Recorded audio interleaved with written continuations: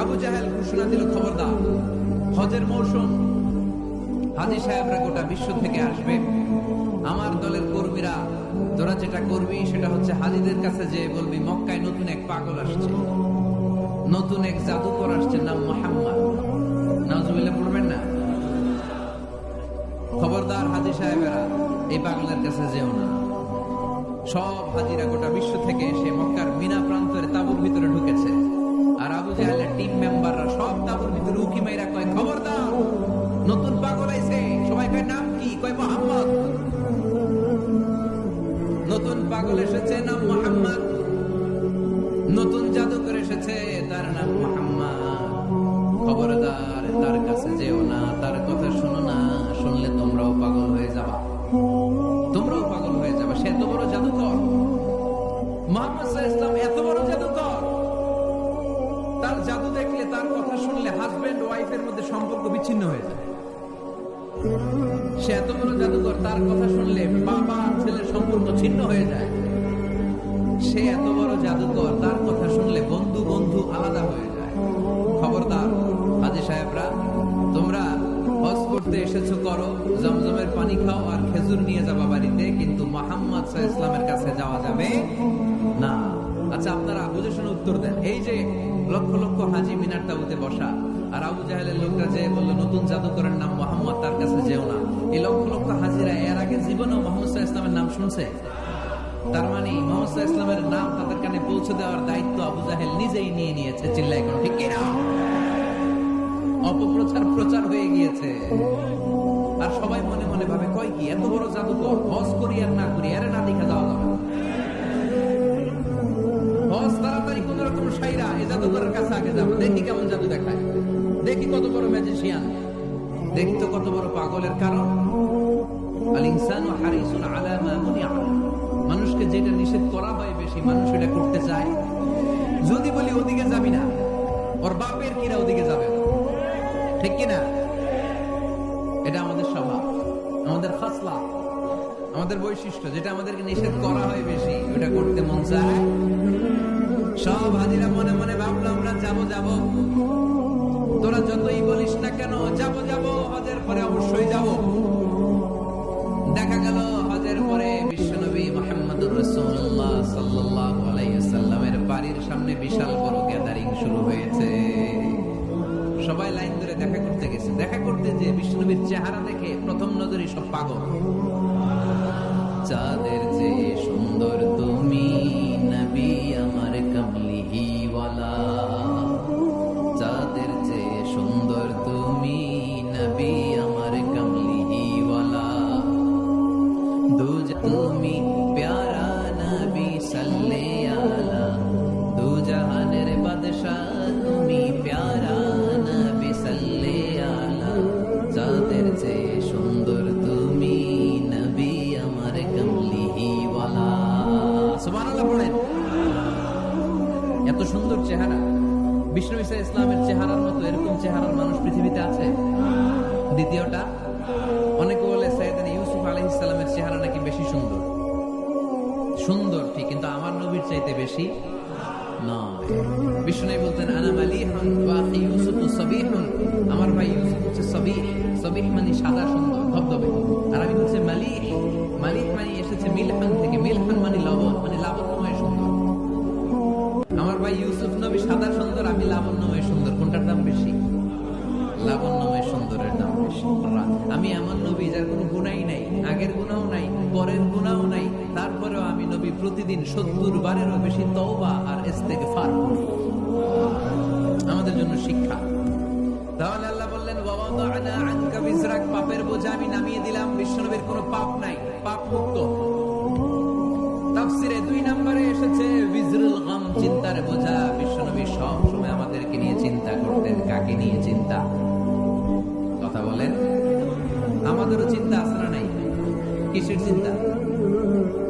হ্যাঁ, টাকার চিন্তা। ফরিদপুরের ভাইদের টাকার চিন্তা। আর কিসের চিন্তা আপনাদের? হ্যাঁ, উম্মতের চিন্তা। মাশাআল্লাহ, এই ভাই উম্মতকে নিয়ে বাবা। আপনাদের আর কার কি নিয়ে চিন্তা বলেন? পেটের চিন্তা।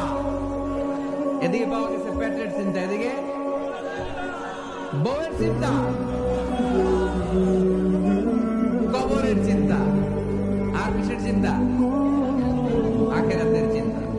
তো আমাদেরও চিন্তা আছে, বিশ্বনবীরও চিন্তা ছিল। দুই চিন্তা কি এক? বিশ্বনবীর কাঁধে তো পুরো উম্মার জিম্মাদারি। কিয়ামত পর্যন্ত যারা পৃথিবীতে আসবে সবার জন্য বিশ্বনবী কাঁদতেন। এই আওয়াজ করে কে? এদিকে কি হয়েছে? ওরে বসায় দেন। বিশ্বনবীর গোটা উম্মা নিয়ে চিন্তা। সব নবীকে আল্লাহ তাআলা একটা করে দোয়া দিয়েছিলেন আর বলেছিলেন, নবী একটা স্পেশাল দোয়া করার সুযোগ তোমাদেরকে দিলাম, ওই দোয়া করলেই কবুল হয়ে যাবে। কিন্তু সুযোগ পাবা জীবনে কয়বার? সবাই বলেন কয়বার? সব নবী কয়টা করে পাইছে? সব নবী তাদের দোয়াগুলো দুনিয়াতেই করে ফেলেছে। বিশ্বনবী বলেন, লিকুল্লি নবিয়্যিন দাওয়া মুস্তাজাবা। এই দুনিয়াতে সব নবীদের একটা করে মুস্তাজাবুদ দাওয়া আছে। আল্লাহ বলেছে, ও নবী একটা করে স্পেশাল দোয়া করার সুযোগ পাবা, দোয়াটা করা মাত্রই কবুল করে নেব। বিশ্বনবী বললেন, এই পৃথিবীর বুকে যত নবী রাসূল দুনিয়ায় এসেছে সব নবীরা তাদের স্পেশাল দোয়া দুনিয়ায় করে ফেলেছে, ইল্লা আনা, কিন্তু আমি করি নাই। বিশ্বনবী বললেন, ওয়া ইন্নী আখতাবিউ দাওয়াতি শাফাআতান লিউম্মতি ইয়াউমাল কিয়ামাহ। আমি আমার স্পেশাল দোয়াটা করি নাই, আমার স্পেশাল দোয়াটা আমি আমার গুনাহগার উম্মতকে বাঁচানোর জন্য কিয়ামত পর্যন্ত রেখে দিয়েছি। আমরা যেদিন বিপদে পড়ে যাব, যেদিন আমার আব্বা আমারে চিনবে না, আমি আমার আব্বারে চিনব না। নেতা তার কর্মীরে চিনবে না, কর্মী নেতারে চিনবে না, ঠিক কিনা? পীর সাহেব মুরিদরে চিনবে না, মুরিদ পীর সাহেবরে চিনবে না।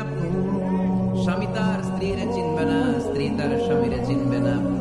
নবী থেকে শুরু করে, ওলি থেকে শুরু করে, শহীদ থেকে শুরু করে সবার মুখে একটাই জিকির, ইয়া নাফসি ইয়া নাফসি ইয়া নাফসি। আকাশের সূর্যটা যেদিন মাথার কাছে চলে আসবে, জমিনটা তামার জমিন হয়ে যাবে। সূর্যের তাপে মাথার মগজগুলো ভাতের মাড়ের মতো গলে গলে নাকের ছিদ্র, কানের ছিদ্র দিয়ে টপ টপ করে বেয়ে বেয়ে নিচে পড়বে। ওই কঠিন দিনে কেউ কাউরে চিনবে না। বিষ্ণু বললেন, ওই দোয়াটা আমি দুনিয়ায় করি নাই। আমি বদরের যুদ্ধে মার খেয়েছি, উহুদের যুদ্ধে দাঁত ভেঙেছি, আমি না খেয়ে পেটে পাথর বেঁধেছি।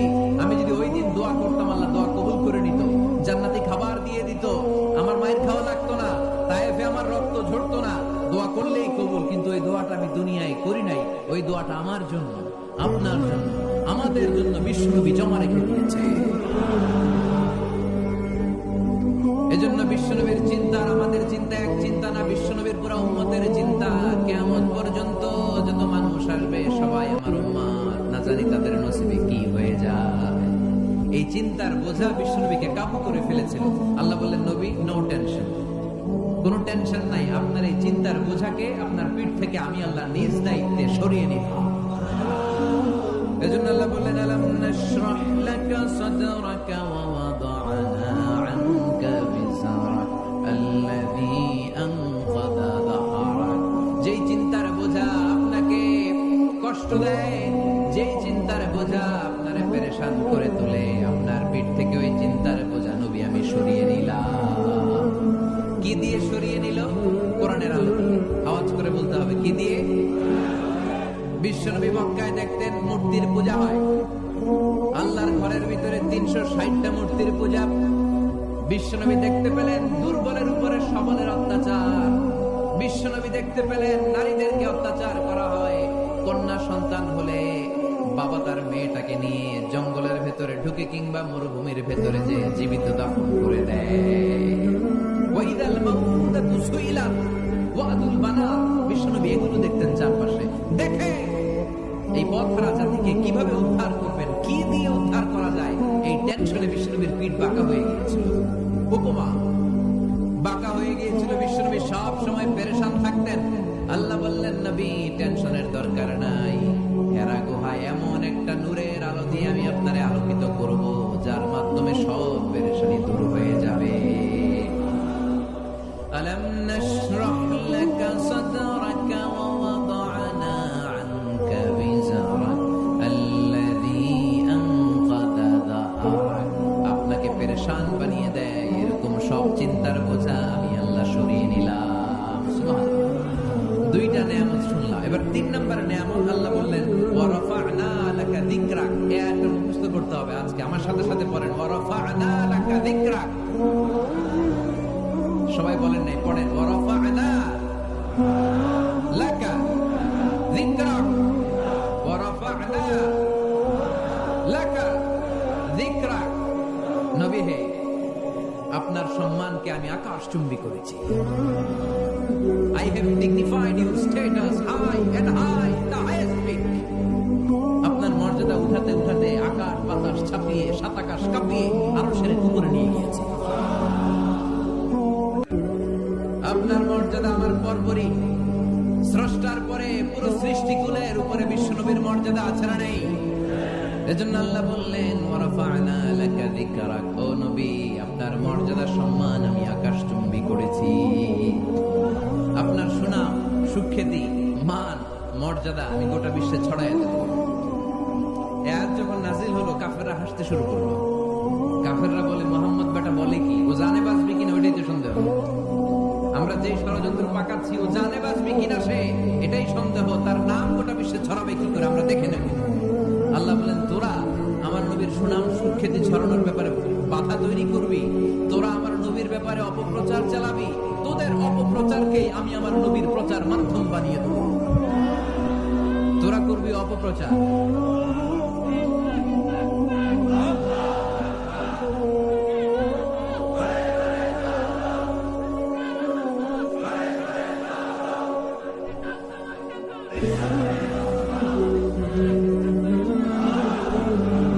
তোদের অপপ্রচারকে আমি আমার নবীর জন্য প্রচার মাধ্যম বানিয়ে দেব। এরকম অনেক সময় হয় না যে কেউ কেউ অপপ্রচার করে কারো বিরুদ্ধে, এটা তার জন্য প্রচার হয়ে যায়। কেউ অপপ্রচার চালায়, আল্লাহর মেহেরবানিতে ওইটা তার পাবলিসিটি হয়ে যায়। তার আলাদা করে প্রচার বিভাগের টিম তৈরি করা লাগে না, তার বিরোধীরাই তার প্রচার বিভাগের কাজে নেমে পড়ে। বিশ্বনবী বললেন তোরা, আল্লাহ বললেন তোরা আমার নবীর সুনাম সুখ্যাতিকে থামাবি, তোদের মাধ্যমে আমি বিশ্বনবীর সুনাম সুখ্যাতি গোটা বিশ্বে বুলন্দ করে দেব। সাইয়েদনা ইউসুফ আলাইহিস সালামের চেহারা দেখে মিশরের মেয়েরা লেবু কাটতে যে বা কমলা কাটতে যে আনার কাটতে যে কমলা কাটতে যে আঙ্গুল কেটে ফেলেছিল। কোরআন তার সাক্ষী। ওয়াকাত্তা'না আইদিয়াহুম।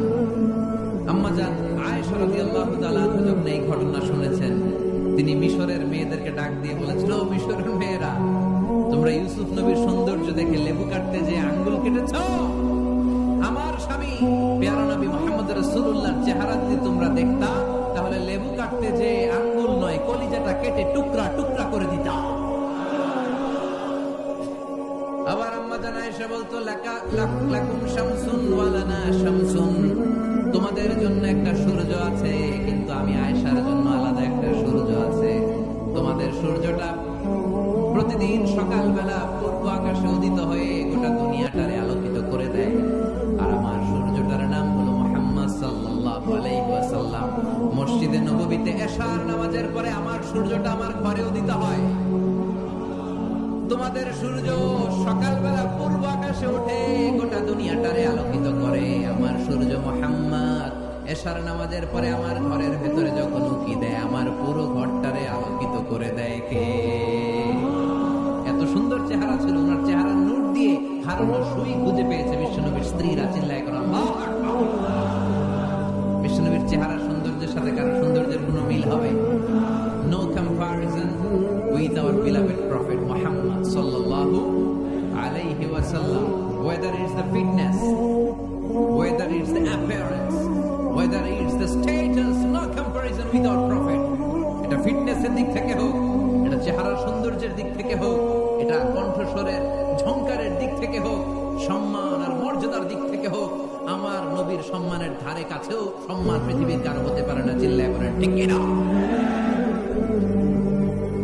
এজন্য আল্লাহ বললেন ওয়ারাফা'না লাকা যিকরাক, নবী আপনার সম্মান বাড়াতে বাড়াতে আমি আকাশচুম্বী করেছি। লোকজন সব যে বিশ্বনবীর দরবারে লাইন ধরেছে, হাজিরা সব বিশ্বনবীর কাছে যে চেহারা দেখেই কুপকার, বাকি জিনিস তো পরে। অনেকে আছে না, চেহারা দেখলেই মানুষ পাগল হয়ে যায়, আছে না নাই? চেহারা দেখেই পাগল, চেহারা দেখেই পাগল। তারপর তারা মিলাতে লাগলো। মিনার তাবুতে আবু জাহেলের কর্মীরা ঘোষণা দিয়েছিল এলাকায় মুহাম্মদ নামে পাগল এসেছে। তারা মিলায় দেখে না, এই মহামানব কোনোদিন পাগল হতে পারে না, কারণ পাগলের চুলগুলো থাকে উস্কো খুস্কো, ঠিক কিনা? আমার নবী সাল্লাল্লাহু আলাইহি ওয়াসাল্লামের চুল উস্কো খুস্কো ছিল, কত সুন্দর চুল আঁচড়ে রাখতেন, জাইতুনের তেল দিতেন, আতর ঢেলে মাথার শীতের মধ্যে ঢেলে দিতেন, কপাল বেয়ে বেয়ে পড়তো, আর যেখানে সেজদা দিতেন সেজদার জায়গা আতরের ঘ্রাণে আমোদ হয়ে যেত। হাতের তালুতে পারফিউম মাখতেন, আর মানুষের সাথে মুসাফা করলে যার সাথে মুসাফা তার হাতের সাথে নবীর ব্যবহৃত পারফিউমের ঘ্রাণ ছুটে যেত, এত পরিচ্ছন্ন ছিলেন। তারা বিশ্ব নবীর চেহারার সাথে আবু জাহেলের বক্তব্যের মিল খুঁজে পায় না। তারা বলে না, এই লোক কখনো পাগল হতে পারে না। পাগলের চুল থাকে উস্কো খুস্কো, জামা থাকে ছিঁড়া ফাড়া, গায়ের মধ্যে থাকে ময়লা। পাগল কখনো দাঁত মাজে না, কিন্তু বিশ্ব নবীর মুচকি হাসির ফাঁক দিয়ে দাঁতের দিকে তাকালে মানুষগুলো সব পাগল হয়ে যায়।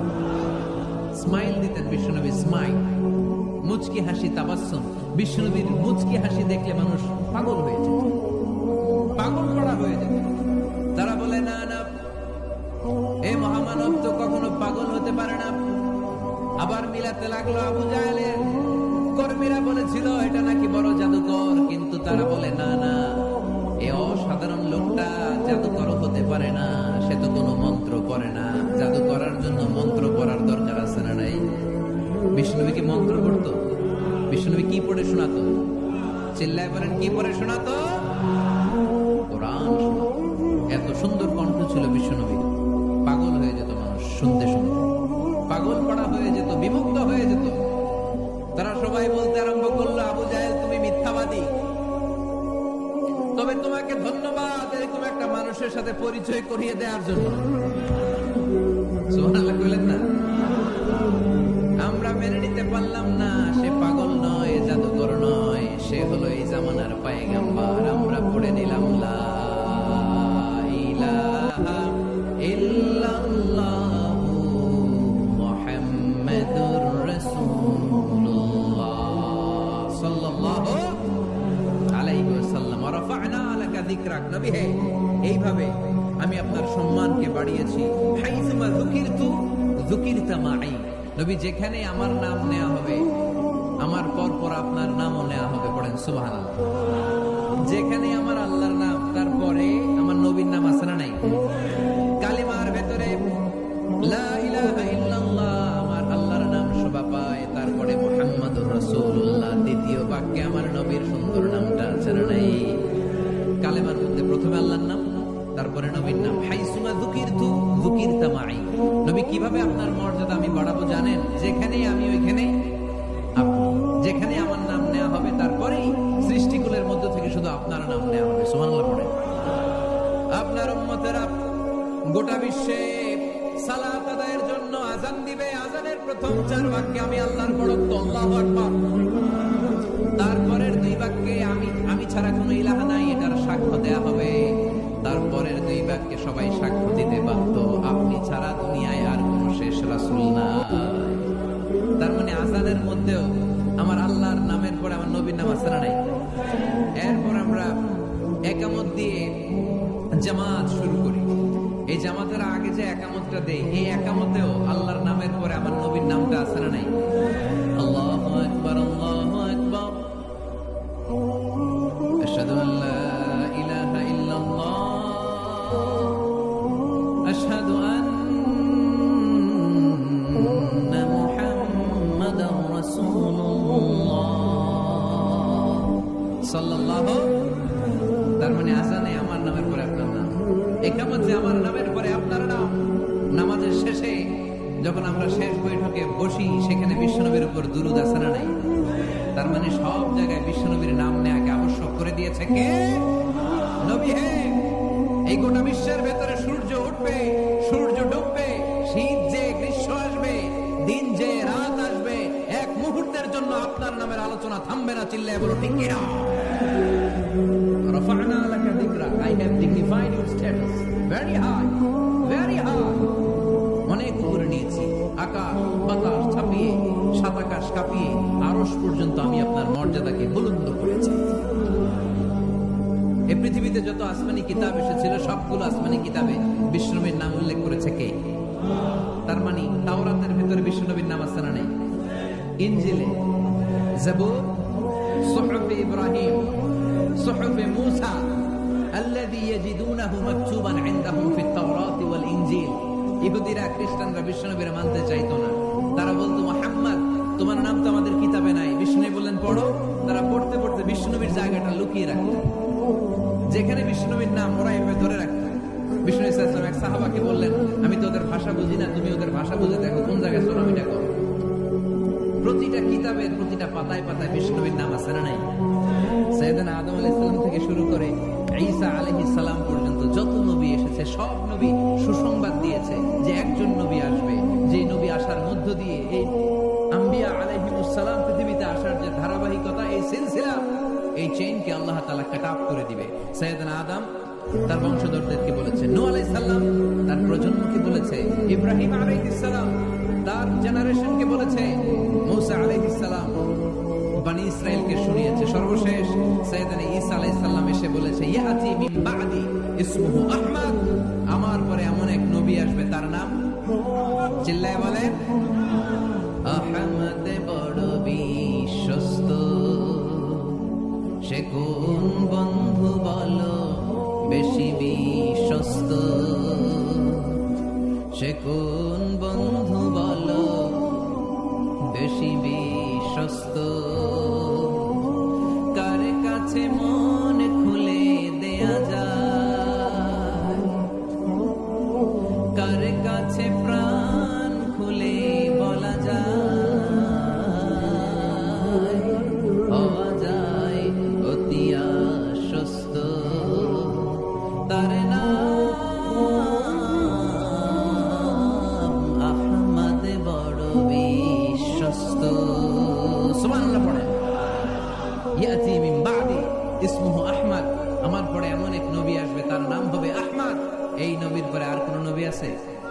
চিল্লায় বলেন, লা নবিয়্যা বাদি ওয়ালা রাসূলা, আমার পরে কোনো নবীও নাই, আমার পরে কোনো রাসূলও নাই। তবে আমার পরে যদি নবী হওয়ার যোগ্যতা কারো থাকে, আমার ওমরে ফারুক নবী হওয়ার যোগ্যতা রাখে। কোন নবী নাই, খাতামুন নবিয়্যিন, আমার পরে কোনো নবী নাই। তার মানে বিশ্বনবীর জীবনে 3 নম্বর নিয়ামত হলো রাফা'না লাকা যিকরাক, মর্যাদা আমি বাড়াতে বাড়াতে বাড়াতে বাড়াতে নবী অনেক উপরে নিয়েছি। আবার আল্লাহ আমাদেরকে ডেকে বললেন, ও ইমানদার বান্দারা শোনো, আমি স্বয়ং আল্লাহ তাআলা আমার ফেরেশতা বাহিনী নিয়ে এই নবীর উপরে স্বয়ং আমি দুরূদ পড়ি। ইন্নাল্লাহা ওয়া মালাইকাতাহু ইউসাল্লুনা আলান নবী ইয়া আইয়ুহাল্লাযীনা আমানু সাল্লু আলাইহি ওয়া সাল্লিমু তাসলিমা। পড়েন, আল্লাহুম্মা সাল্লি আলা মুহাম্মদ ওয়া আলা আলি মুহাম্মদ কামা সাল্লাইতা আলা ইব্রাহিম ওয়া আলা আলি ইব্রাহিম ইন্নাকা হামিদুম মাজিদ। আল্লাহুম্মা বারিক আলা মুহাম্মদ ওয়া আলা আলি মুহাম্মদ কামা বারাকতা আলা ইব্রাহিম ওয়া আলা আলি ইব্রাহিম ইন্নাকা হামিদুম মাজিদ। চিৎকার করে পড়েন সুবহানাল্লাহ। এমন নবী যে নবীর উপর আল্লাহ নিজেই দুরূদ পড়ে, ফেরেশতারা পড়ে, এজন্য আমাদের উপর আর দরকার আছে না নাই? আবার আল্লাহ বললেন, নবী আপনি এমন নবী যেই নবীকে আমি হাউজে কাউসার দিয়েছি, লক্ষ লক্ষ নবীদের কাউরে কিয়ামতের দিন আমি হাউজে কাউসারের মালিক বানাবো না, শুধুমাত্র কেবলমাত্র একমাত্র আপনি ছাড়া। ইন্না আ'তাইনাকাল কাউসার ফাসাল্লি লিরাব্বিকা ওয়ানহার ইন্না শানিআকা হুয়াল আবতার। সুবহানাল্লাহ। এই হাউজে কাউসারের পানি খেতে চান, পান করতে চান? বিশ্বনবী না দিলে খাইতে পারবো আমরা? হাউজে কাউসার পান করতে চান কারা? হাত তুলে দেখান।